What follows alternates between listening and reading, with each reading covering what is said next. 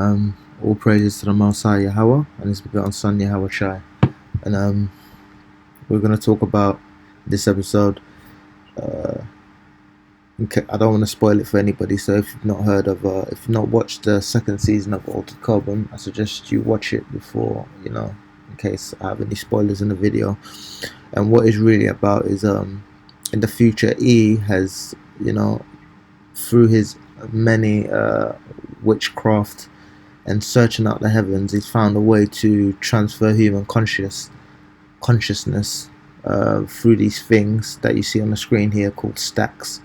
And basically, they've managed to find a way to have everlasting life, but they've not done it righteously, as these people lean on their own understanding. They've done it unrighteously, and you have all types of problems that come with that. So I'm just going to show you the first opening of the second season. This is a ghost story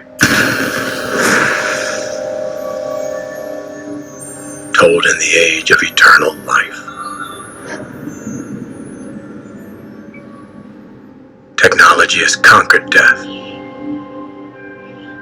but with endless future comes endless past. We are trailed by specters, twisted apparitions born from our deepest pain, until sometimes we'd rather be dead ourselves.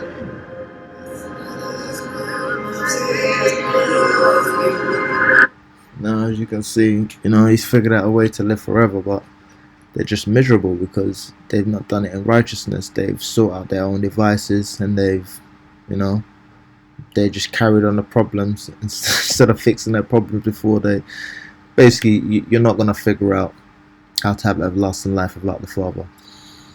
And whatever this man does, he basically has a problem for every solution. So I'm just going to go into the scriptures here, because we know Esau hates being righteous. And in the King James Bible, this is 2 Timothy 2:20. But in a great house there are not only vessels of gold and silver, but also of wood and of earth, and some to honor and some to dishonor. Now, Esau knows he's a vessel of dishonor, so he's not going to try and seek righteousness. He's going to do whatever he wants to, basically. It goes to Isaiah 45:9. Woe unto him that striveth with his maker. Let the potsherd strive with the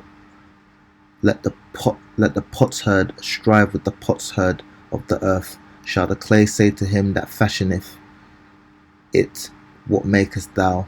Or thy work, he have no hands. And that's what Esau's always doing. Esau's always striving with his maker. He's always trying to improve things over what the Most High has created, and through that he's basically defiled the earth.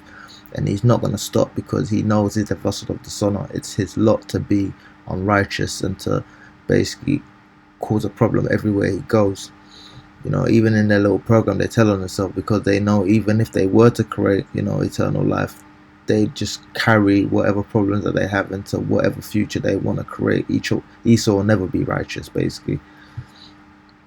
You see all these verses about eternal life. For God so loved the world that he gave his only begotten Son, that whosoever believe in him should not perish, but have everlasting life.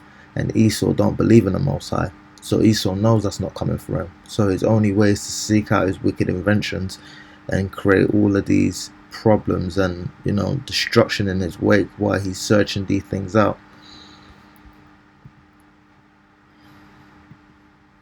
And it talks about Mashiach here, for unto us a child is born, and unto us a child is given, and the government shall be upon his shoulder, and his name shall be called Wonderful Counselor, the Mighty God, the Everlasting Father, the Prince of Peace. And that's something that Esau will never understand. And we see here in Revelation 21 that if you do follow the Most High, you'll have your reward in the end. And I saw a new heaven and a new earth, for the first heaven and the first earth were passed away, and there was no more sea. And I, John, saw the holy city, New Jerusalem, coming down from the Most High out of heaven, prepared as a bride adorned for her husband. And I heard a great voice out of the heaven saying, Behold, the tabernacle of the Most High is with men, and he will dwell with them. And they shall be his people, and the Most High shall be with them, and be their God. This is where he puts the commandments in their inward parts. And the Most High shall wipe away all tears from their eyes, and there shall be no more death, neither sorrow, nor crying, neither shall there be any more pain, for the former things are passed away. And you just saw, even though they had eternal life, he just said basically they were miserable. You know, he said the longer you live, the more ghosts you have. And we all know he sought out eternal life unrighteously, but when you seek eternal life righteously, you're not going to have these problems. And he that sat upon the throne said, Behold, I will make all things new. And he said unto me, Write, for these words are true and faithful. And he said unto me, It is done. I am Alpha and Omega, the beginning and the end. I will give unto him that is athirst of the fountain of the water of life freely. So the Most High is going to give you eternal life freely by following his laws and commandments. It is not given to Esau, so he has no other choice than to be wicked. He that overcometh shall inherit all things, and I will be his power, and he shall be my son. But the fearful and unbelieving and abominable and murderers and whoremongers and sorcerers and idolaters and all liars shall have their part in the lake which burneth with fire and brimstone, which is the second death. And this is what's destined for Esau, and it scares the crap out of him. So he's